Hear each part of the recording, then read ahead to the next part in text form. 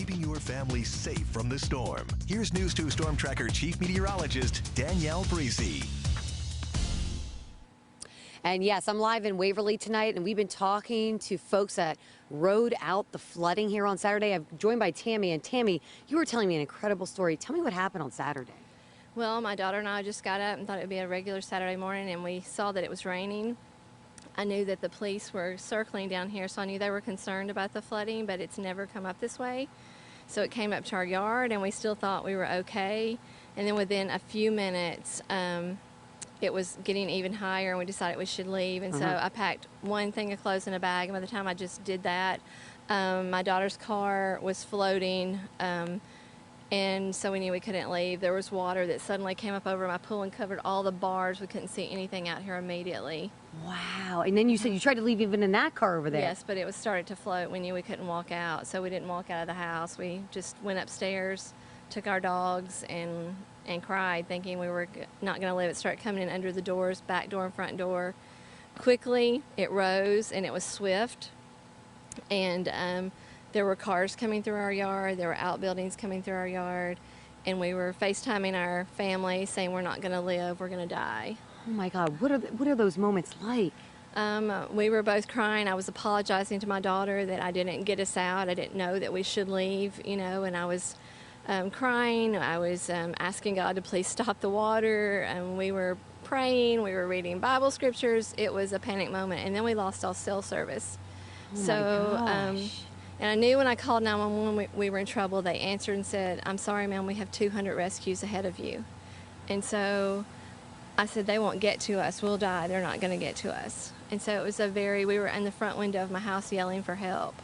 And you said you stayed there for almost 3 hours? 3.5 hours. We stayed there yelling for help and just thinking we were going to, you know, what are we going to do if the water keeps rising?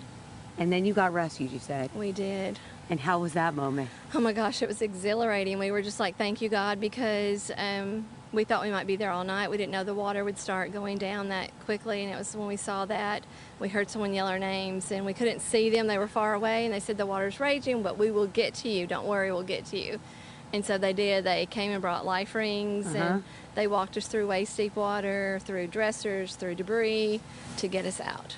Oh, well, I'm so glad to hear that you made it. You guys are okay. Yes. We're going to talk more to Tammy coming up in a bit, but I want to talk a little bit more about the weather, because obviously it's hot out there as we're trying to recover all the things in her yard, in her house. It is a heat advisory actually is in place, if you can believe that, for parts of southern Kentucky, Trigg, Christian, Todd, and Muhlenberg counties until 7 p.m. That's because temperatures are in the 90s, but feels like temperatures are much warmer than that. The good news is we don't have any rain right now. As you look at Storm Tracker Radar Network, things are good and quiet. And by the way, high pressure is dominating our weather, keeping us nice and dry. Now, as we head through your day tomorrow, we're going to start off with some patchy fog with temperatures in the 70s. We are going to warm into the low 90s by lunchtime, and by afternoon, we're going to be in the mid 90s, feeling more like 100 degrees. And Mary, if we can just go straight to that Weather Authority 7-day forecast, got to talk about when these rain chances come back into the forecast. Wednesday, again, is nice and dry, but still very hot and humid. On Thursday, we are going to see some scattered showers and storms out there with temperatures in the low 90s. Isolated storms will be likely on Friday and Saturday. And then as we get into Sunday, Monday, and Tuesday, unfortunately, more chances for scattered showers and storms, but that should cool us back into the upper 80s. And, you know, we've been hearing stories all day like Tammy's out here in Waverly, and we're going to continue to tell them. I mean, I'm standing right here. She said there was a fence right here. There were cars going through. She had a garage back here, and there's nothing anymore. So that is the very latest from Waverly. We'll be back after this.